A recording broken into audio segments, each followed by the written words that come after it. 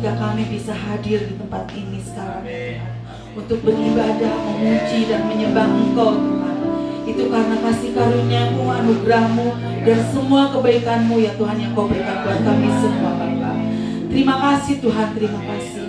Kami saat ini dengan segenap hati kami ya Tuhan, mau memuji, menyembah ya Tuhan, dan mendengarkan sedikit firman-Mu ya Tuhan, yang nanti Bapak Gembala taburkan ya Tuhan.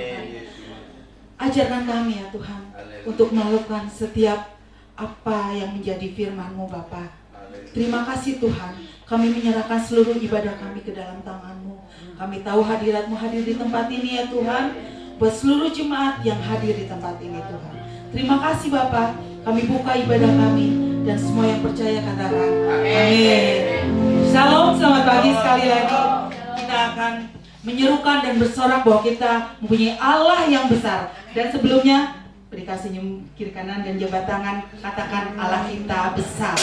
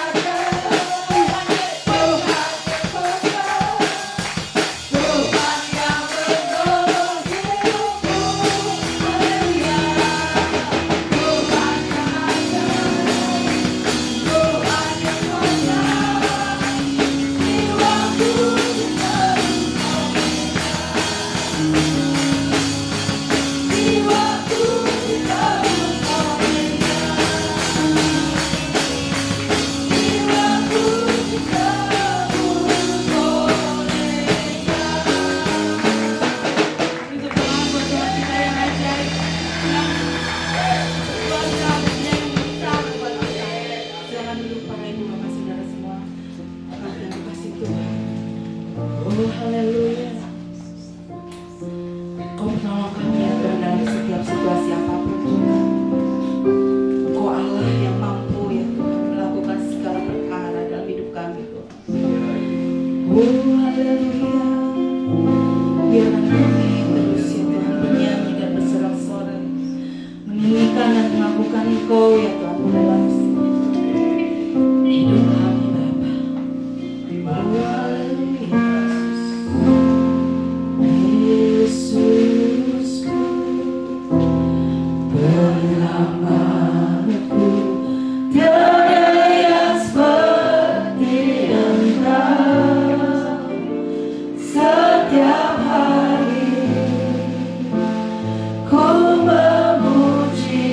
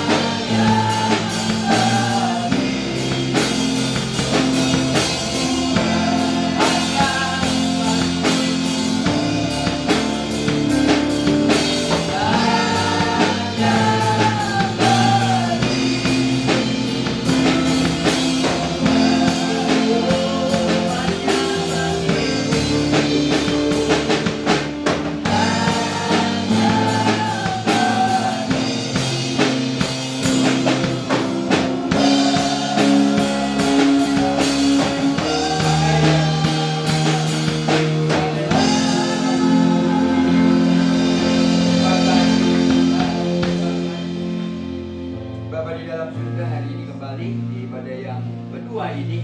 Kami akan mendengarkan firman-Mu, lembutkan hati kami. Biarkan hati kami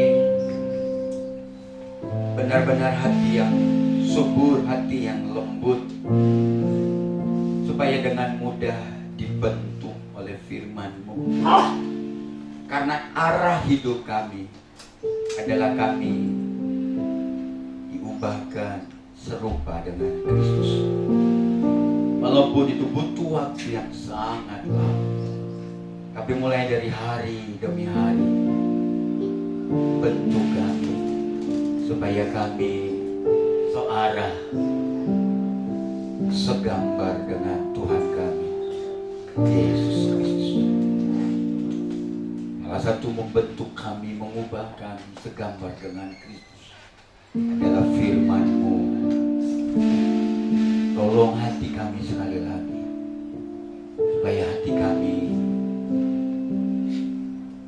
hati yang lembut, gembur, dan subur ketika firman-Mu jatuh di hati kami. Dalam nama Yesus kami berdoa. Haleluya. Amin. Oh.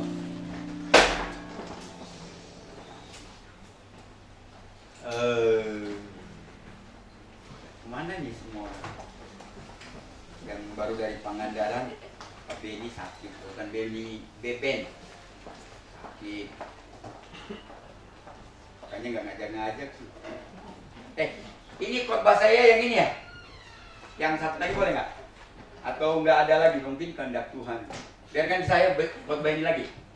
Atau ini, saya sudah puasa dalam perspektif Yesus. Gide kalau saya nggak salah. Kalau enggak udah khotbah saya ini aja, nggak apa-apa Cik. Mungkin Tuhan mau ini khotbahnya yang sama. Biarkan Cik indahnya berpuasa. Tadi saya sudah sampaikan beberapa yang dikasih Tuhan. Kalau saudara mengikuti rangkaian khotbah sepanjang bulan tentang puasa, gitu ya.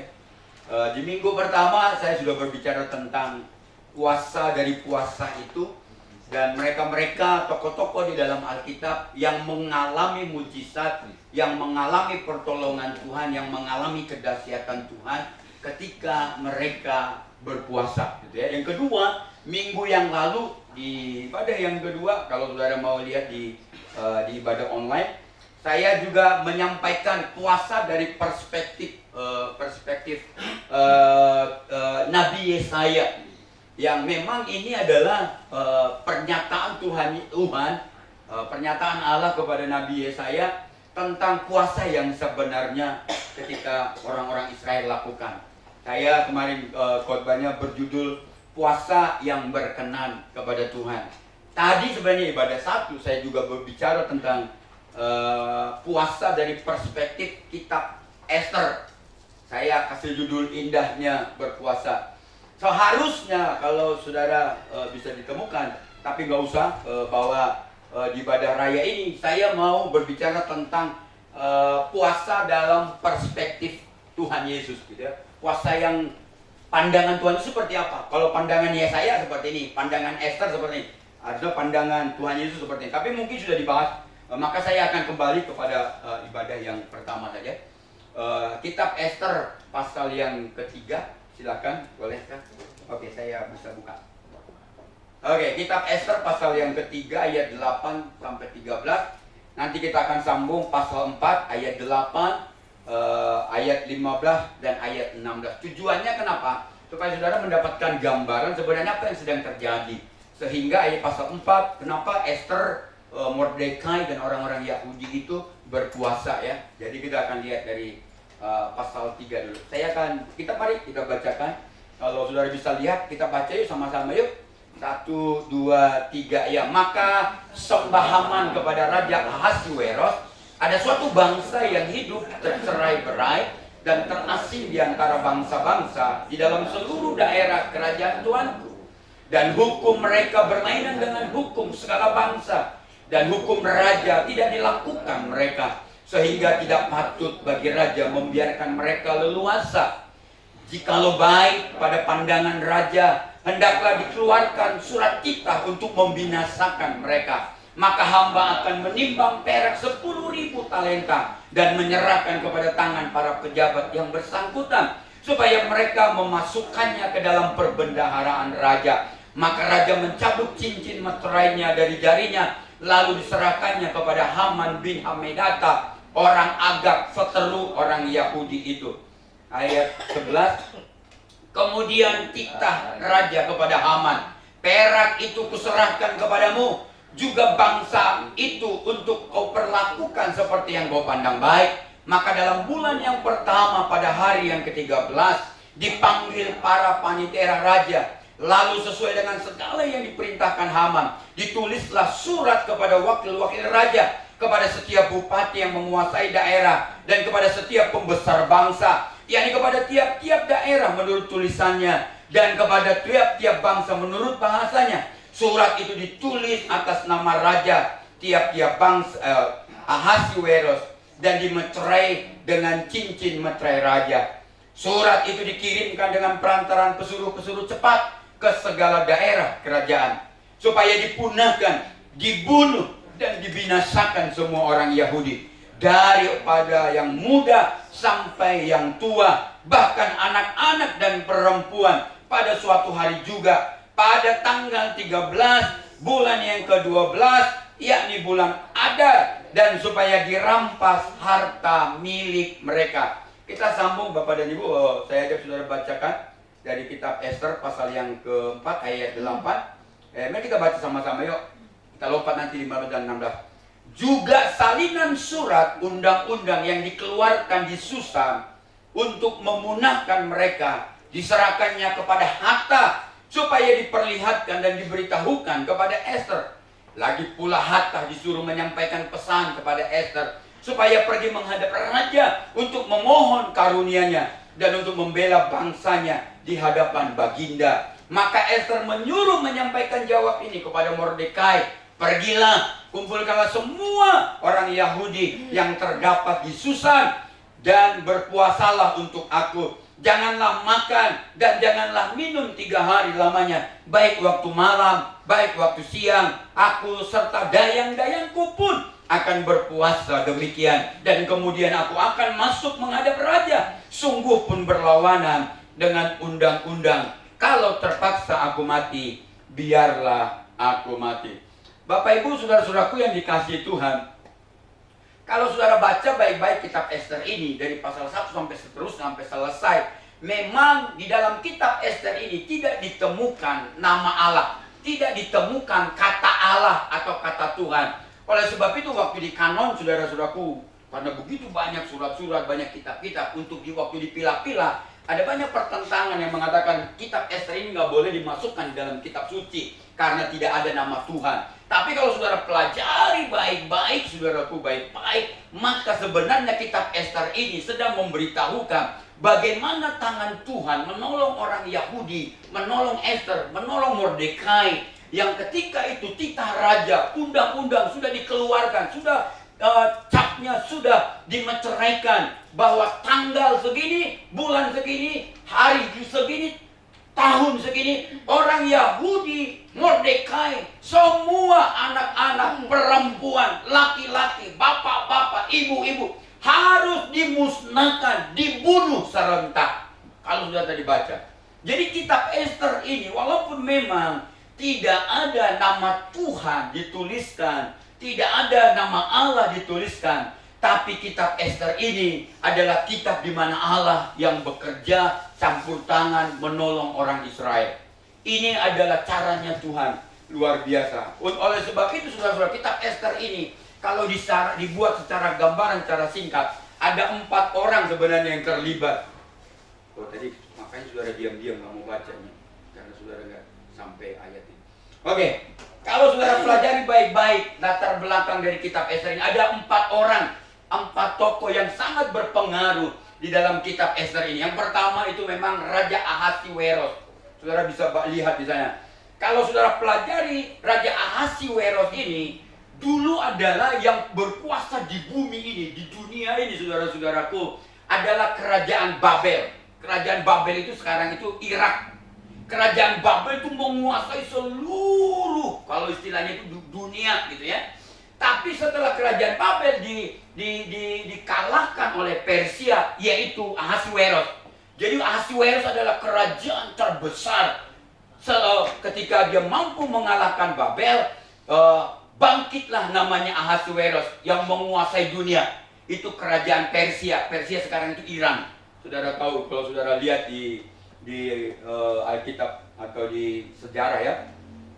Kalau saudara pelajari baik-baik pasal 1 ayat 1, Ahasweros ini, saudara-saudaraku, ketika berhasil mengalahkan Babel, dia, saudaraku, dia luas kekuasaannya. Pasal 1 di kitab Ester ayat 1, luas kekuasaannya dikatakan menguasai 127 bangsa, 127 negara. Itu dimulai dari India di kitab Ester pasal 1 ayat 1 sampai ke, kalau saudara lihat, Ethiopia. Betapa luas wilayah kekerajaannya ketika itu.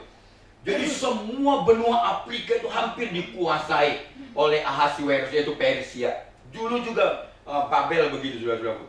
Tapi saudara lihat betapa dahsyatnya, betapa hebatnya kekuasaan Ahasweros ini. Raja Ahasweros ini, kalau saudara baca semua, dia tinggal di sebuah istana. Namanya itu, saudara-saudara, Benteng Susan. Jadi istananya di situ. Yang kedua adalah Haman. Kalau saudara lihat, Haman ini adalah salah satu orang Yahudi yang bukan orang Yahudi, sorry. Haman ini adalah salah satu pembesar dari Raja Ahasweros. Kekuasaannya besar, pangkatnya tinggi. Ada undang-undang yang diberikan Ahasweros. Setiap Haman lewat, siapapun yang berpapasan dengan dia, semua orang harus berlutut, harus sujud dan berlutut di hadapannya. Tapi Mordekai adalah orang Yahudi yang nggak mau sujud dan berlutut selain daripada kepada Tuhan.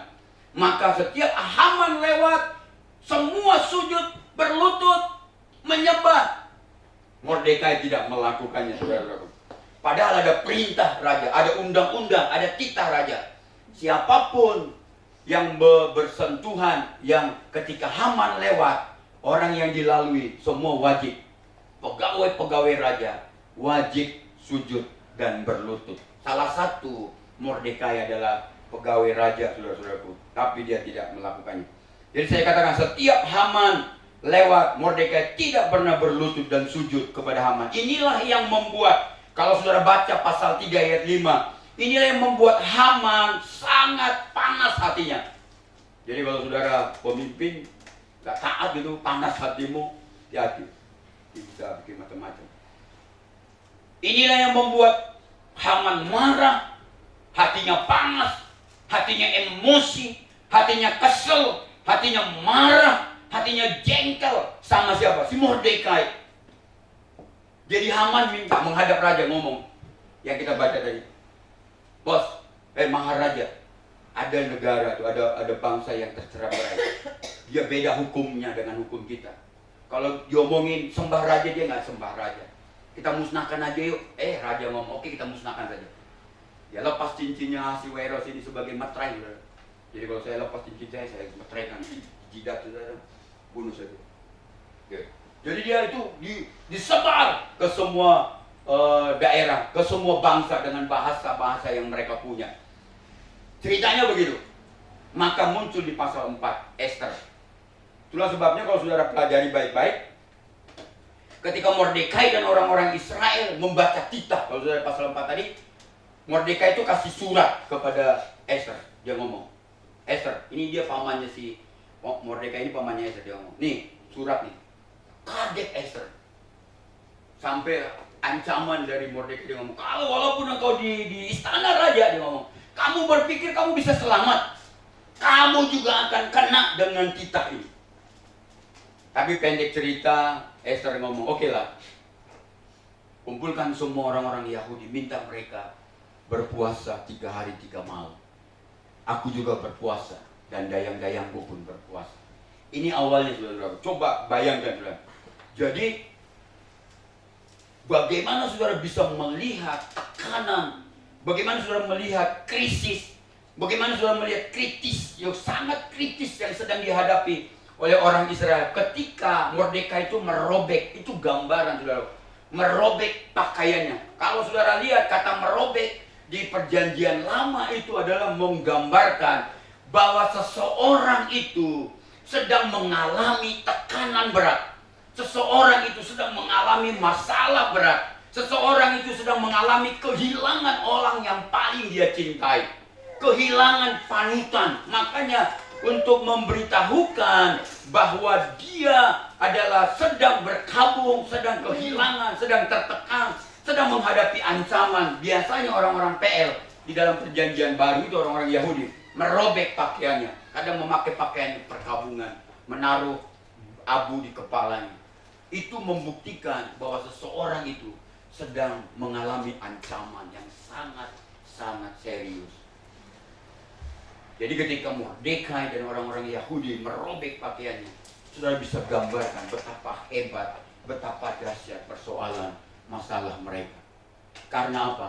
Titah raja sudah keluar, materainya sudah dinyatakan bahwa tanggal segini, bulan segini, tahun segini, hari segini, jam segini, semua serentak di bawah kerajaan Ahasuerus, orang-orang Yahudi, laki-laki, perempuan, anak-anaknya, semua harus dibunuh.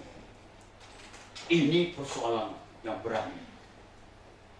Itulah sebabnya saudara-saudaraku yang dikasih Tuhan, lihatlah contoh-contohnya, beberapa contoh kalau saudara lihat di dalam Alkitab ya, mereka ketika merobek, ketika Ruben kalau saya tidak salah, kalau saudara baca pasal-pasal itu ya, Kejadian pasal 37 ayat 29, ketika Yusuf dimasukkan ke dalam penjara dan Ruben tuh merasa aduh nggak baik nih si Yusuf udah dimasukin, dia mau datang mau nolong, tiba-tiba waktu dia sampai ke sumur yang dimana Yusuf dijatuhkan, Yusuf tidak lagi ada, maka Ruben tuh merobek bajunya, dia meratap menangis saudara, karena dia merasa bersalah dan kehilangan adiknya gitu ya. Yang kedua bisa saudara lihat di 2 Samuel pasal 1 ayat 11 ayat 12, ketika Daud merobek pakaiannya karena Saul, dia mendengar Saul dan Yonatan putranya itu terbunuh di medan perang. Dia juga merobek bajunya sebagai tanda perkabungan, tanda kehilangan, tanda duka yang sangat dalam. Tapi Mordekai merobek bajunya dan orang-orang Yahudi karena ada ancaman yang sangat serius yang sedang dihadapi oleh orang-orang Israel di Persia. Dan juga bisa lihat di 2 Samuel pasal 12 ayat 22, ketika Daud kehilangan anaknya, saudara-saudaraku. Itu anaknya Daud dari Betseba, mantan istrinya Uria. Ketika dia meninggal, dia juga merobek bajunya sebagai tanda perkabungan. Yunus juga di kitab Yunus, saudara bisa lihat, kemarin kita sudah baca beberapa ayat ini. Dia orang-orang Niniwe, ketika Yunus mengatakan Niniwe akan dibunuh dan dihancurkan, dibinasakan oleh Tuhan. Orang-orang Niniwe, raja dan seluruh orang-orang Niniwe, bahkan kalau dikatakan di ayat itu dikatakan semua binatang-binatangnya, semua mereka berdoa dan dibuat berpuasa. Bukan hanya orang yang berpuasa, binatangnya pun diminta. Dan ketika itu Tuhan menolong mereka. Tapi ini adalah suatu pertobatan satu bangsa, yaitu tanda mereka menyesal atas perbuatan-perbuatan mereka, merobek bajunya. Jadi itu adalah lambang-lambang yang bisa saudara lihat dari kitab-kitab bukti bahwa ada yang serius. Jadi seseorang yang merobek bajunya itu ada yang serius. Tapi kalau saudara dirobek bajunya oleh istrimu karena mungkin berantem, itu ada yang serius juga. Tarik bajumu sampai sobek, itu berarti bajumu harus diganti dan dibeli oleh istrimu. Ya, ada nggak ya baju istri berantem sampai bajunya dirobek sama tarik, bajunya sampai dirobek? Nggak ada ya, janganlah. Nanti beli yang baru susah. Oke, apa yang kita pelajari dari kitab Esra ini? Saya mau ngomong, kita akan melihat beberapa prinsip dari kitab Ester ini. Yang pertama, tentang puasa itu apa prinsipnya? Yang pertama, saudara, lihat. Prinsip yang pertama dari kitab Ester ini adalah prinsip pengorbanan. Apa itu pengorbanan? Kalau saudara lihat.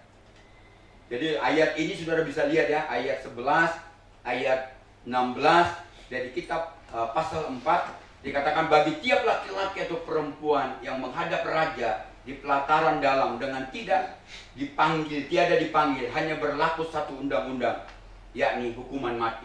Coba bayangkan, Ester udah lama nggak dipanggil raja, tapi dia harus menghadap. Hanya satu dikatakan yang berlaku, mati si Ester.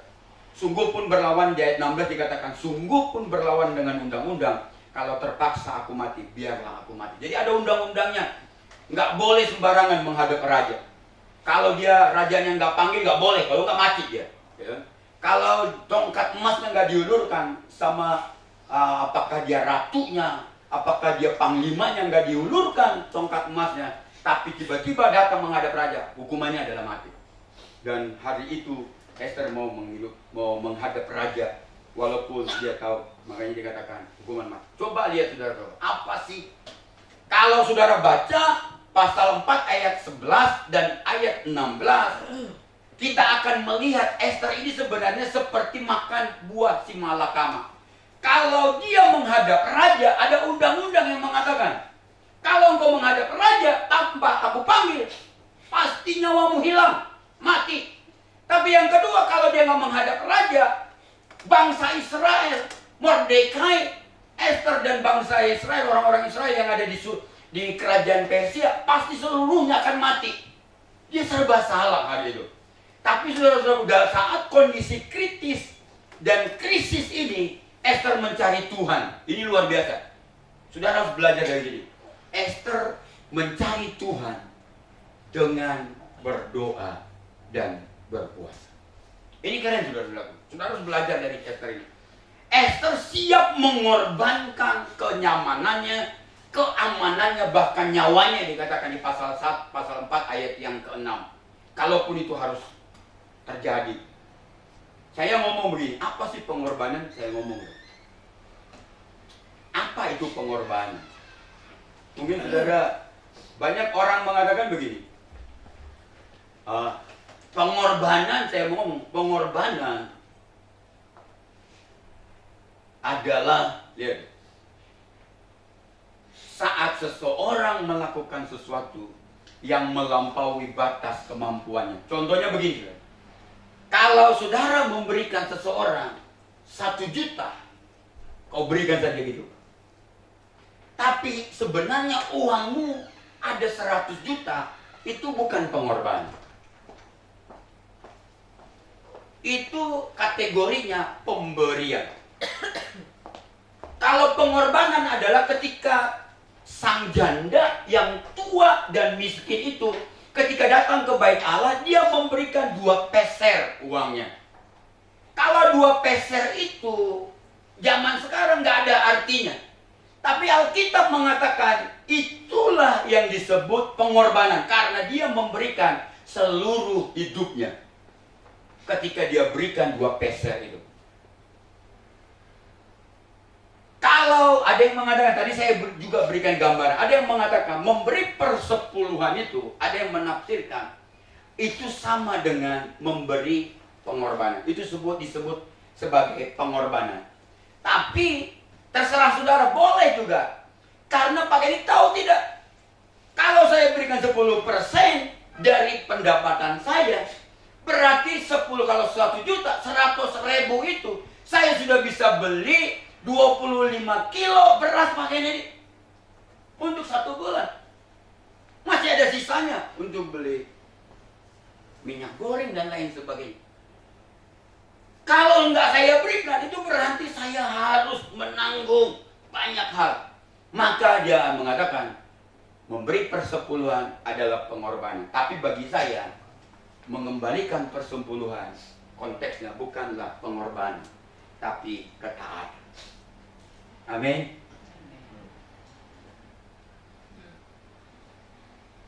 Pengorbanan adalah saat seseorang melakukan sesuatu yang melampaui batas kemampuannya.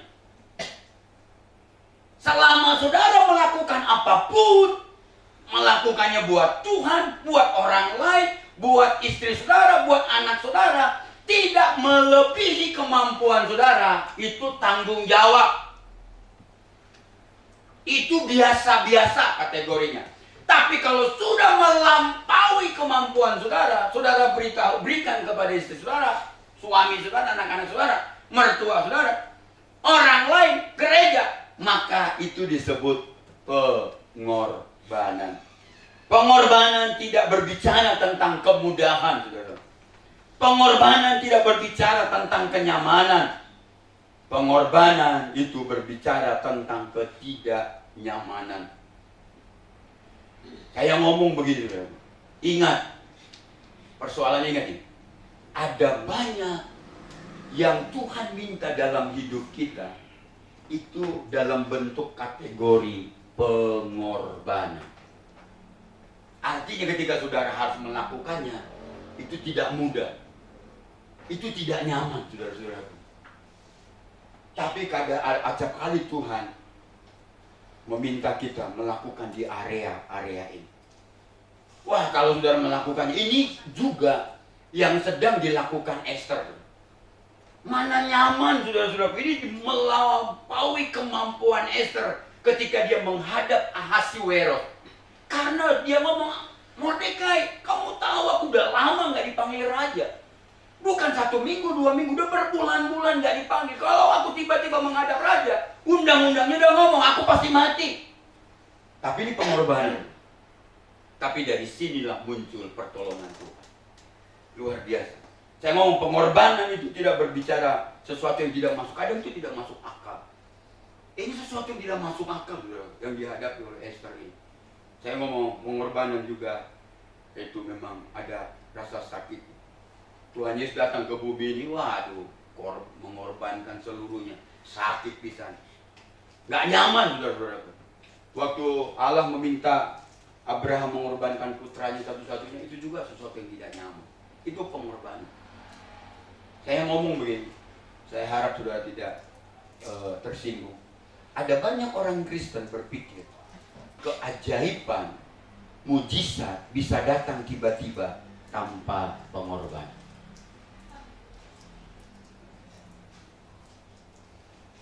Dan kalau saudara lihat dia dalam Alkitab, tidak ada mujizat, tidak ada pertolongan yang luar biasa dari Tuhan tanpa pengorbanan. Dengar ini baik-baik. Mereka berpikir bisa mengubah hal yang tidak dapat diubah tanpa pengorbanan. Yang benar adalah ketika Esther tahu tidak mungkin melakukan banyak hal, mengubah tita raja, dia datang dan katakan, aku siap, kalaupun harus mati, aku siap mengorbankan nyawa. Kadang saudara-saudaraku dengar, kita ingin meminta Tuhan melakukan mujizat yang luar biasa, meminta Tuhan melakukan keajaiban dalam hidup kita, meminta Tuhan melakukan kuasanya di dalam pertolongannya di dalam bisnis usaha kita, tapi kita tidak melakukan pengorbanan, maka dikatakan itu sesuatu yang tidak mungkin Tuhan lakukan. Mereka berpikir bisa mengubah hal yang tidak dapat diubah hanya dengan tanpa pengorbanan. Tidak. Tuhan minta pengorbanan. Kadang di area inilah kita tidak bisa melakukan, padahal Tuhan minta kita melakukan. Esther, Mordekai, semua orang Yahudi di dalam kerajaan Persia selamat dari pembunuhan secara massal, karena ada Esther yang berkorban. Masa depan yang penuh harapan bagi anak-anak muda. Dengar ini, tidak didapat tanpa pengorbanan. Kemarin saya baca, dengar di mana ya? YouTube atau dia ngomong begini, Kalau kerja keras itu bisa membuat kita kaya, maka tukang beca lah yang harusnya kaya karena kerja keras. Kalau kepintaran itu bisa membuat engkau kaya, maka seharusnya profesor lah yang daftar nama-nama terkaya di Indonesia atau di dunia ini. Tapi saya berpikir juga, ada benar ada salahnya. Yang membuat saudara bisa hebat, saya terlalu yakin, adalah kalau Tuhan bersama dengan kita. Amin, saudara. Ya, jangan lupakan itu. Oleh sebab itu saya katakan saudara, pengorbanan harus terjadi. Mujizat, pertolongan Tuhan. Orang Israel bebas dari pembunuhan secara massal ini, saudara. Waktunya sudah ditetapkan, tanggalnya sudah ditetapkan. Itu secara seluruh daerah ketika itu sama-sama. Cari anak-anak, cari pria-pria, cari wanita-wanita orang Israel. Penggal semua, bunuh semua. Coba bayangkan berapa ratus ribu, berapa juta. Dari India sampai ke seluruh Afrika ini. Ethiopia dikatakan itu di bawah kekuasaannya Ahasiweros. Perintah ini semua diterjemahkan ke bahasa-bahasa yang di bawah kekuasaannya Raja Ahasiweros. Yang kedua, saudara, prinsip yang kedua adalah prinsip kebenaran. Belajar dari kitab Ester. Prinsip keberanian. Keberanian bukan tidak pernah ada rasa takut, tetapi yakin sepenuhnya bahwa Tuhan akan menolong kita. Itu berani. Banyak orang berpikir dan tidak bisa membedakan antara nekat dan berani. Saya ngomong begini, apa sih berani? Saudara, ini kalau Esther itu berani, bukan nekat ya. Berani itu saya mengatakan, itu menunjukkan kesiapan untuk menghadapi resiko. Itu berani ya. Siap menghadapi bahaya, tak kenal takut, percaya diri. Berani itu sikap yang kuat, teguh di dalam hati saat menghadapi apapun yang dianggap bahaya, sulit dan menyakitkan, dia hadapi. Beda dengan nekat. Kalau nekat itu lebih bahaya. Tapi ini sering kita lakukan, bukan berani. Tuhan tuh minta kita berani. Esther, Mordekai dan orang-orang Yahudi itu berani. Esther apalagi. Nekat itu saya ngomong, berkeras hati. Bertekad, kemauannya kuat, tapi tidak berpikir panjang. Itu nekat. Orang ini melakukannya karena putus asa, sudah kehilangan akal, gitu ya. Udah keburu malu, nekat namanya.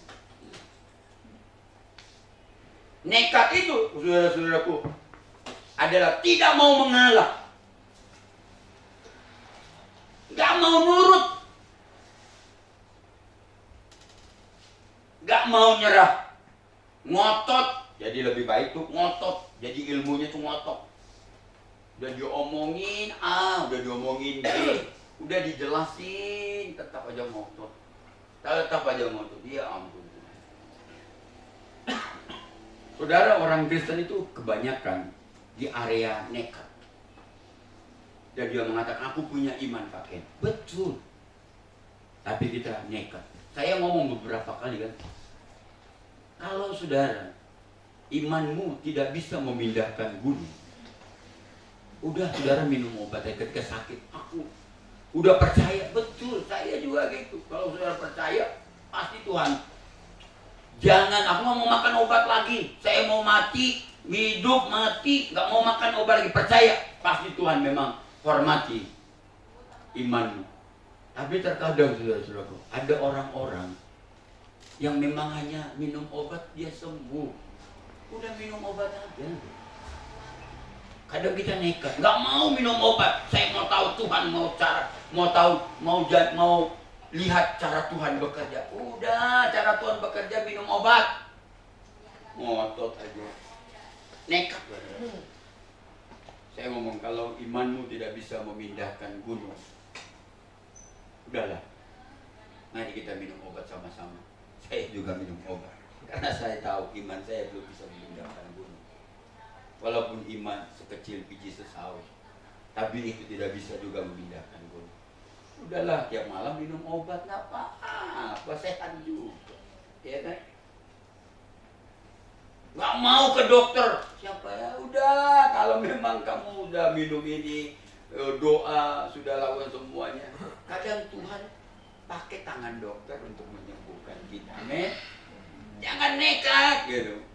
Nanti tiba-tiba ada yang meninggal tuh, nggak mau ke dokter, tiba-tiba meninggal. Dia tanya nanti ke sorga, Tuhan, kenapa udah sampai saya punya iman memindahkan gunung? Tuhan ngomong, lu gua belum pernah mindahin gunung. Orang aku udah kirim dokter yang terbaik untuk menemukan sumber sakitmu. Dan aku sudah kirim ahli-ahli untuk menemukan obat untuk mengobati sakitmu. Kenapa kamu gak datang ke dokter? Karena aku udah datang ke dokter Kennedy. Dokter iman. Saudara percayalah. Pasti saya ngomong, udah pergilah ke dokter. Dengar ini, kalau kau mau pinter di sekolah, jangan hanya doa Tuhan, kepalanya dipukul Tuhan, beri kecerdasan. Kenapa dibodoh nih otak kayak gini? Kalau kau mau pinter, jangan pukuli kepalamu, belajar, itu doang. Tunggu mujizat dari Tuhan. Di mana? Mana Tuhan mau kasih mujizat? Terakhir diangkat 10 menit lagi. 5 menit lagi ya? 5 menit. Oke. Apa hasilnya saudara-saudaraku? Ketika Esther, Mordekai, dan orang-orang Yahudi mencari solusi datang kepada Tuhan dengan berdoa dan berpuasa. Hasilnya satu. Saudara lihat. Yang pertama itu, saudara-saudaraku, Tuhan mendengar dan menjawab doa orang Yahudi, Esther dan Mordekai. Baca semua ceritanya. Yang akhirnya yang digantung dan dipancung dan dibunuh itu adalah Haman. Dia yang komporin, dia yang kasih saran kepada Raja Ahasuerus. Tapi akhirnya Haman itu yang dibunuh. Saya ngomong begini, dalam kondisi yang sangat krisis, Esther memberi solusi bagaimana cara Tuhan membebaskan rencana jahat Haman, yaitu mengajak seluruh orang Israel itu mencari Tuhan dengan berdoa dan berpuasa. Mungkin cara ini Tuhan mau kita lakukan di masa-masa sekarang. Apa yang tidak mungkin kau kerjakan di masa sekarang? Usahamu, udah lakukan ini pakai, udah buat kayak gini pakai, udah coba ini, coba itu pakai. Semuanya udah dicobain semuanya. Tapi enggak mungkin. Solusi yang ditawarkan, yang dilakukan oleh Esther ini, yaitu mengajak mencari Tuhan dengan berdoa dan berpuasa. Dan hasilnya Tuhan menjawab doa dan puasa mereka. Tuhan bebaskan orang Israel dari titah, dari hukum pembunuhan yang sudah keluar. Kalau saudara melihat akhir cerita ini, Tuhan bersama dengan orang-orang Israel, bersama dengan Mordekai, bersama dengan Ratu Esther. Tuhan mendengarkan doa mereka ketika mereka mencari Tuhan dengan berpuasa. Tuhan melepaskan mereka dari ancaman Hamas, dari rencana Hamas untuk membunuh semua orang Yahudi yang ada di negeri Persia. Luar biasa Tuhan. Saya berpikir ini harus kita lakukan. Kalau gua udah mentok, udah sangat kritis, udah beban sangat berat, gak ada cara yang lain, datanglah. Mungkin saudara harus contoh teladani caranya Esther ini. Kalau di perusahaan mungkin kita targetnya besar, gak tercapai, udah tinggal 1 minggu, 2 minggu, mungkin saudara harus cobalah. Walaupun doa dan puasa itu bukan memaksa Tuhan, tapi ini solusi yang terbaik yang Tuhan bisa lakukan. Apa sih yang saudara mau butuh mujizat dari Tuhan? Mungkin solusi yang ditawarkan, yang dilakukan Esther ini dengan orang-orang Yahudi, ini bisa kita lakukan di masa sekarang. Kalau saudara percaya, lakukan. Ini firman Tuhan. Tuhan yang menolong Esther dan orang-orang Yahudi di kerajaan Persia Itu juga Tuhan yang sama, yang menjelma menjadi manusia yang kita kenal dalam Yesus Kristus. Jadi Tuhan yang sama yang membebaskan, Yesus yang membebaskan orang-orang Israel. Orang-orang Yahudi dan Esther itu adalah Tuhan yang sama yang kita sembah. Saudara pernah coba lakukan, saudara.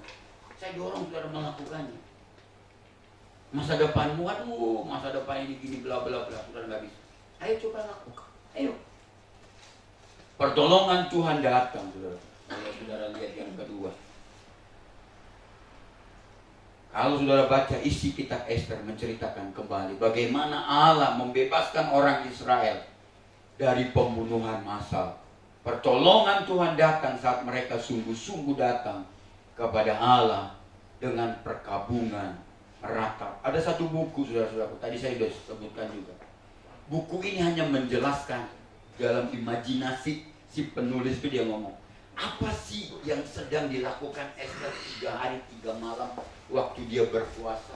Dia catat, dia tuliskan buku ini loh. Di dalam buku itu dia jelaskan bagaimana Esther di kamarnya, dia meratap, meraung kepada Tuhan, terisak-isak sama Tuhan. Dia datang kepada dia katakan, Tuhan, Engkau tahu siapa aku dan aku tahu siapa kamu. Itu dalam doanya. Engkau tahu apa yang akan aku lakukan dan Engkau tahu juga apa akibat kalau aku melakukannya. Dia ngomong. Itu di dalam doa sambil meratap, meraung, menangis. Dia minta pertolongan Tuhan. Tuhan, tolong saya karena saya akan menghadap raja. Engkau tahu konsekuensi kalau aku menghadap raja. Dia ngomong, tapi Tuhan, Kau tidak akan pernah biarkan aku. Karena aku tahu Tuhan, orang Israel, Tuhan umat adalah Tuhan yang tidak pernah meninggalkan aku. Memang Esther nggak berdoa, nggak ada tulisan doanya, tapi ada orang yang coba ingin masuk ke dalam dunianya Esther ketika menghadapi masalah yang sangat berat. Karena pilihannya, kalau enggak saya mati, orang Israel yang akan mati semua. Dia meratap, dia katakan, dia meratap, dia berkabung, dia menangis sambil berdoa dan berpuasa. Ini luar biasa. Saudara-saudaraku, jangan malu meratap sama Tuhan. Jangan malu nangis sejadi-jadinya dengan Tuhan. Jangan malu terisak-isak sama Tuhan. Kayak merasa bahwa saudara, orang mungkin menganggap kamu bodoh, goblok. Kamu bodoh, ngapain doa seperti itu sampai nangis-nangis? Memang kamu apa sih?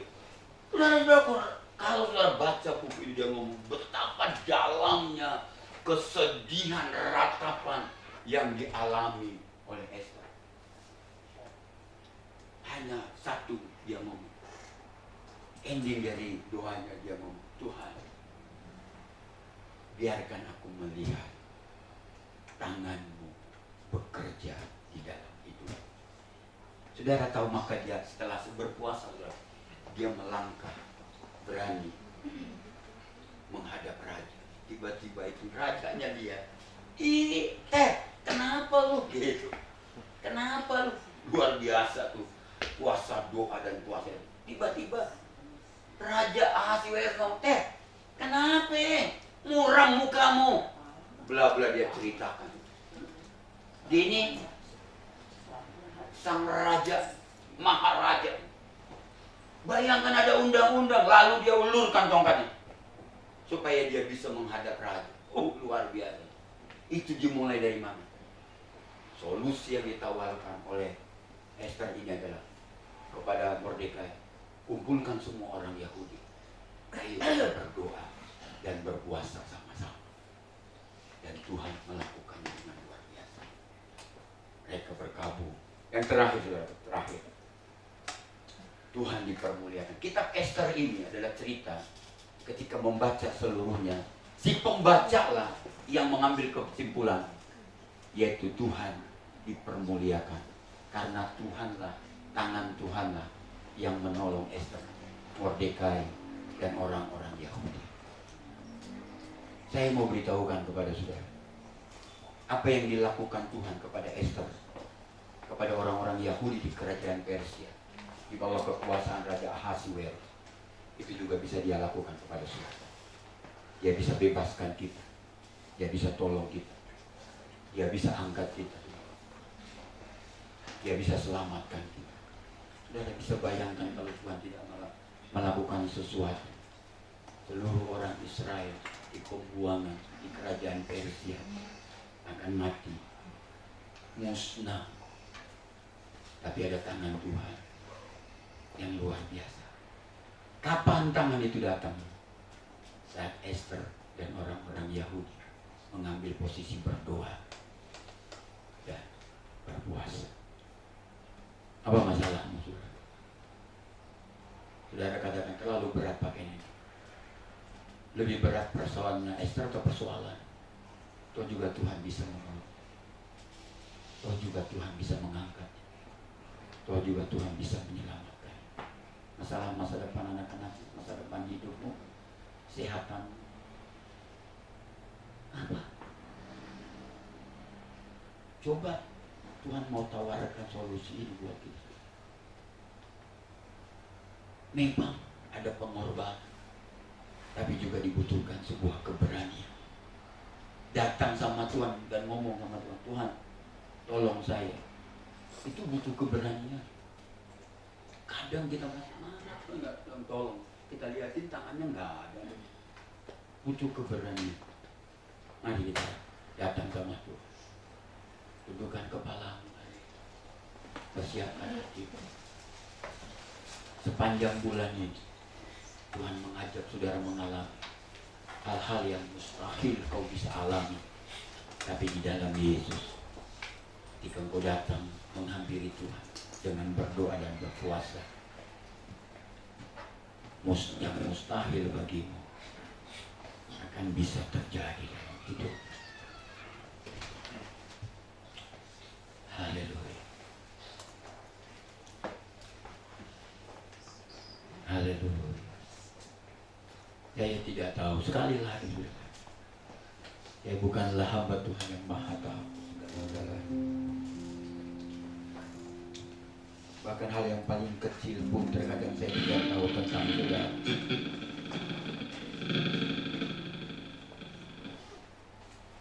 Saya terbatas. Saya juga berhadapan dengan orang-orang yang terbatas. Esther terbatas. Mustahil dia melakukannya seorang diri. Kerajaan Ahasiwerus sangat luas dan orang Israel tersebar di seluruh kerajaan Ahasiwerus, mulai dari dikatakan India sampai ke Ethiopia. Betapa luasnya, hampir seluruh benua Afrika itu di bawah kekuasaan Ahasiwerus. Dan di sana tersebar orang-orang Yahudi, baik anak-anak, perempuan, laki-laki, orang tua. Kalau tidak ada Esther yang berkorban, kalau tidak ada Esther yang mencari Tuhan dengan berdoa dan berpuasa, saudara tahu apa yang akan terjadi? Maka hukum yang sudah dimeteraikan, pembunuhan pada tanggal, bulan, hari, jam sudah ditetapkan untuk memusnahkan orang Yahudi. Materainya dari cincin maharaja sudah dimeterai. Sudah siap, saudara. Tinggal menunggu waktu, tanggal yang sudah ditentukan.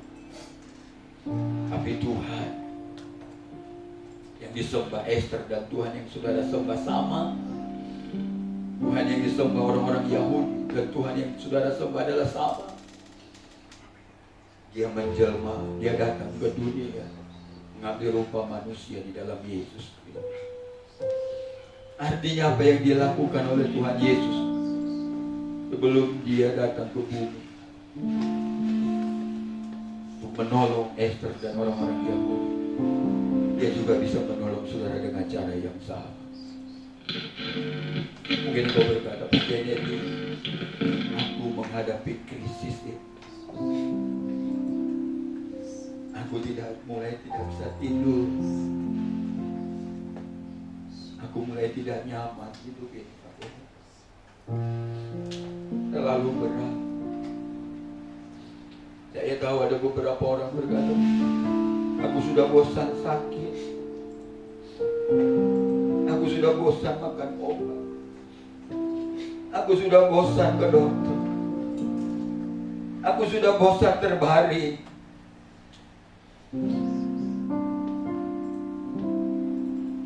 Mungkin ada satu yang harus kau lakukan, butuh pengorbanan.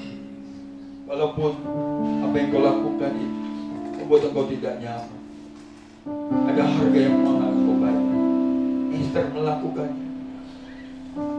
Sebelum dia melakukannya, dia datang menghadap Tuhan dengan cara berdoa dan berpuasa. Saudara tahu, seharusnya khotbah yang saya siapkan buat saudara, saya katakan puasa adalah bentuk dari sebuah pengorbanan. Karena tidak semua orang bisa melakukan.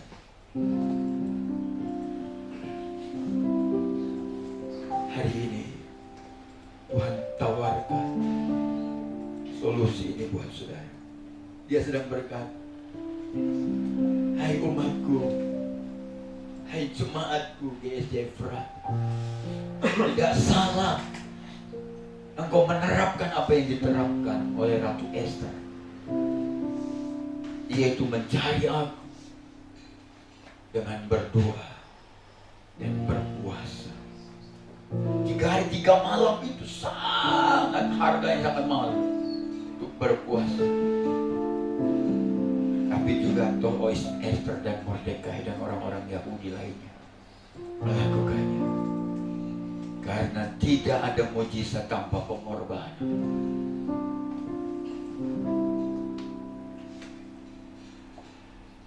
Hari ini engkau datang kepada Tuhan.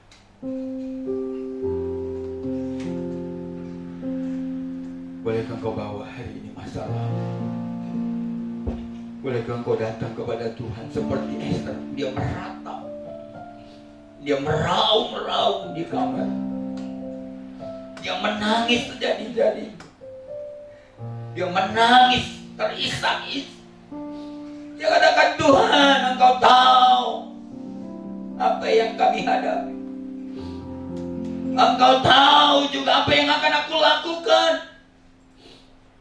Engkau tahu konsekuensi apa yang aku lakukan ini. Tapi aku tahu juga engkau Allah umat Israel. Dia meraung, dia menangis. Pernahkah kau melakukan? Atau kau hanya biasa-biasa menghampiri Tuhan dan berkata, terima kasih Tuhan, tolong aku Tuhan. Mungkin kau tambahkan dengan sebuah pengorbanan dan keberanian. Apa yang perlu kau korbankan? Yaitu masuk ke level yang lebih dalam dengan Tuhan. Haleluya. Glory Bapa di dalam surga. Engkau sudah hampir ke Tuhan hari ini dan berkata, Tuhan, ini yang sedang kuhadapi. Ini krisis yang aku hadapi. Ini tekanan yang aku hadapi. Ini masalah yang aku hadapi. Bertahun-tahun aku sudah hadapi. Bertahun-tahun juga aku sudah doakan. Ingat, mujizat pertolongan tidak mungkin terjadi tanpa pengorbanan. Bapak hamba sudah selesai menyampaikan firman. Hari ini kami akan melakukan apa yang Tuhan mau. Makasih Bapak, dalam nama Yesus hamba berdoa dan mengucap syukur. Haleluya. Amin.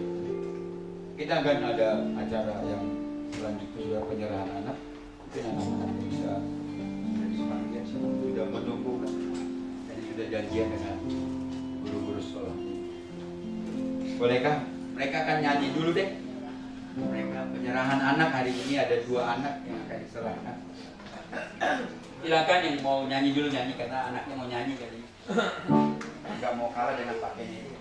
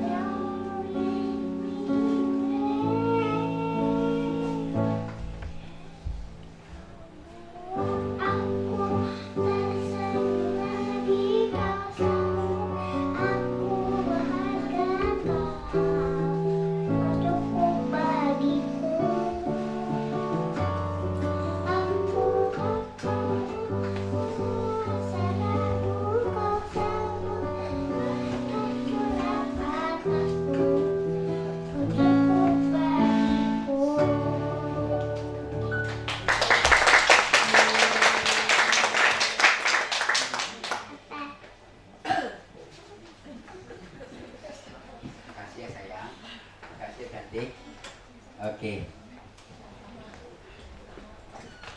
Baik. Mungkin semuanya keluarganya anak adik-adiknya di sini. Jadi anak guru sekolah minggu mungkin panggil istri saya itu. Kalau saudara melihat sebenarnya penyerahan anak itu sudah dilakukan di dalam perjanjian lama. Jadi ini bukanlah ujuk-ujuk dari perintah dari gereja, tapi itu sudah dimulai dari perjanjian lama. Waktu orang tua datang kepada Yesus membawa anak-anaknya, memang ada reaksi yang negatif dari orang tua, dari murid-murid Tuhan Yesus ketika ada orang tua membawa anak-anaknya kepada Tuhan. Apa sih pesan yang ingin disampaikan ketika seseorang orang tua menyerahkan anak kepada Tuhan gitu ya di dalam gereja? Yang pertama itu memang orang tua sedang membawa anak ini kepada Tuhan, menyerahkan anak ini kepada Tuhan. Memberitahukan ketika menyerahkan, ini gambaran di mana orang tua mengakui bahwa kedaulatan Tuhan terhadap hidup anak ini ada gitu. Jadi ini sedang mengakui bahwa kedaulatan Tuhan atas masa depannya, kelangsungan hidupnya ke depan itu ada di tangan Tuhan. Yang kedua, saudara-saudaraku, kalau saudara melihat, ini juga membuktikan ketika orang tua membawa anaknya. Kalau saudara tahu, yang kedua adalah pesan yang kedua adalah orang tua sedang mengatakan bahwa masa depan anak ini mulai dari saat diserahkan kepada Tuhan adalah di tangan Tuhan, masa depan anak ini. Jadi saudara, banyak hal yang bisa saudara lihat. Tapi apa berbeda dengan baptisan air? Mungkin saudara ngomong, baptisan air itu memang dirinya yang datang kepada Tuhan dengan pribadi, dengan tanpa paksaan. Dia ngomong, aku mau sepenuhnya hidupku bagi Tuhan. Aku mau dibaptis. Aku mau menjadikan Yesus sebagai Tuhan dan selamanya. Tapi hari ini orang tua yang membawa, karena orang tua tahu hidup anak ini harus ada di bawah kedaulatan Tuhan. Dan masa depannya juga harus ada di tangan Tuhan. Hari ini kita akan bawa anak ini. Silakan. Ayo kita ada dua. Pertama itu mudah-mudahan bisa dengan ejaan yang benar, dengan bahasa yang benar. Silakan. Ayo, yang pertama itu Felicia Belvania Setiawan. Lahir tanggal 18 Juli 2018. Nama papahnya itu Yohan Setiawan. Nama mamahnya Tina Walita. Dan menyerahkan, orang tuanya datang membawa anak ini ke hadapan Tuhan di tanggal yang sekarang, tanggal 23 bulan 6, di ibadah yang kedua. Saya mau bertanya kepada orang tuanya sebelum kita serahkan.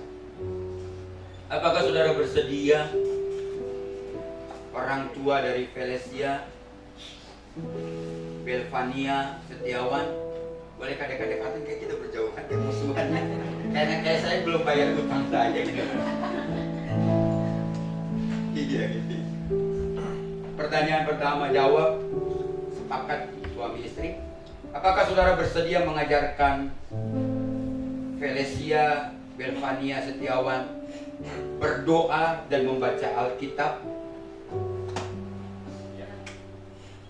Apakah saudara bersedia menekankan pentingnya Felicia Belvania Setiawan datang bersekolah minggu? Apakah saudara bersedia mengajarkan ketaatan kepada Tuhan, ketaatan kepada orang tua, kepada anak ini? Apakah saudara bersedia mengajarkan takut akan Tuhan kepada Felicia Belvania Setiawan? Apakah saudara bersedia mendisiplin anak tersebut dengan hikmat dan kebijaksanaan dari Allah jika dia salah? Ya. Apakah saudara bersedia menjadi teladan dalam perkataan, perbuatan untuk anak ini? Oke. Mari yang kedua, anak yang kedua. Anak yang kedua pergumulan namanya susah. Dari Jerman anaknya namanya. Saya sudah catat cara mengucapkannya, ejaannya. Richie Alois Adrian, lahir hari Minggu tanggal 8 Mei 2022. Bapaknya adalah Astron Adrian dan ibunya Lea, dan mereka ingin anaknya diserahkan tanggal 23 Juni 2024. Ini anak yang di ibadah yang kedua. Mari hari ini ucapkan janji saudara di hadapan Tuhan. Apakah saudara bersedia mengajar berdoa dan membaca firman Tuhan kepada anak ini? Apakah saudara bersedia menekankan pentingnya sekolah minggu kepada Richie? Apakah saudara bersedia menekankan pentingnya mengajarkan ketaatan kepada Tuhan dan orang tua kepada Richie? Apakah saudara bersedia mengajarkan takut akan Tuhan kepada Richie? Apakah saudara bersedia mendisiplin anak atau mendisiplin Richie dengan hikmat, kebijakan dari Allah jika anak tersebut salah? Apakah saudara bersedia menjadi teladan yang baik dalam perkataan, perbuatan bagi Richie? Oke, mari kita serahkan, silakan. Saya undang deh Pak Pendeta Dani, Pak Ibu Pendeta Ruth, pengurus gereja, istri saya. Nggak ada.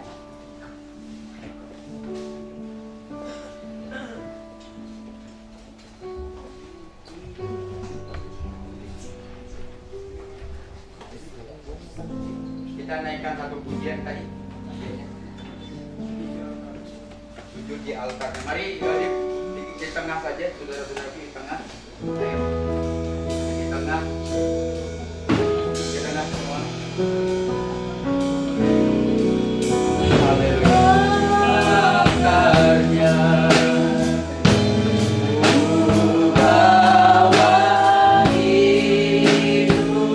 Inilah orang tua. Mari kita berdiri bersama dalam angkat tangan kita doakan anak ini kita olah bayar Tuhan. Biar Tuhan memberkati mereka, biarkan Tuhan merawat mereka, biarkan Tuhan membawa mereka masuk ke dalam perkara Tuhan, biarkan Tuhan melindungi mereka, biarkan malaikat Tuhan menyertai mereka, biarkan hikmat Tuhan dibangun di atas kedua orang tuanya, suami istri mereka, biarkan Tuhan juga membawa berkat yang besar dengan kehadiran anak-anak ini di dalam rumah tangga kedua papa mama ini. Katakan saya sujud di altarnya. Sujud dia. Mari Bapak Pendeta Dani, Ibu Pendeta Ruth, mari Bapak Pengurus Gereja mulai berdoa buat mereka. Tumpahkan tangan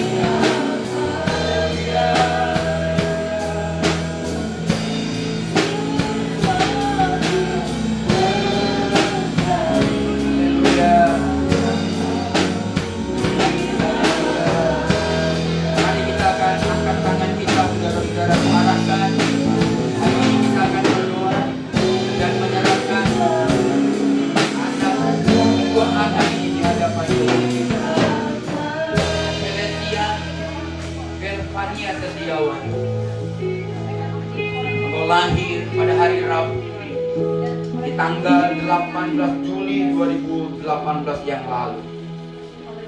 Hari ini aku menyerahkan engkau ke dalam tangan Tuhan.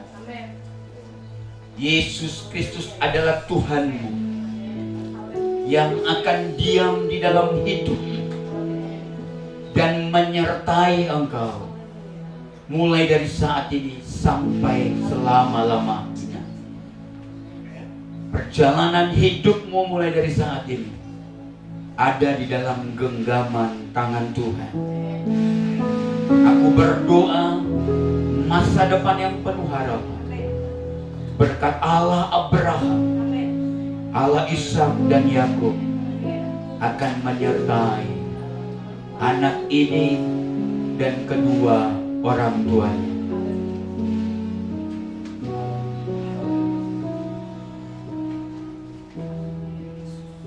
Haleluya. Hari ini aku menumpangkan tangan kepada Richie Halois Adrian. Engkau lahir di hari Minggu di tanggal 8 Mei 2022 yang lalu. Hari ini aku membawa engkau di hadapan Tuhan, menyerahkan hidupmu kepada Tuhan. Mulai dari saat ini Tuhanmu adalah Yesus Kristus yang menguasai tubuh, jiwa, dan rohmu, dan akan menyertai perjalanan hidupmu mulai dari saat ini sampai selama engkau hidup.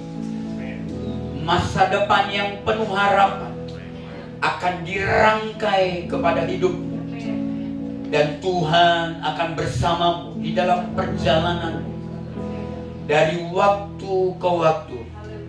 Malaikat Tuhan akan menjaga, bersama, dan melindungi engkau.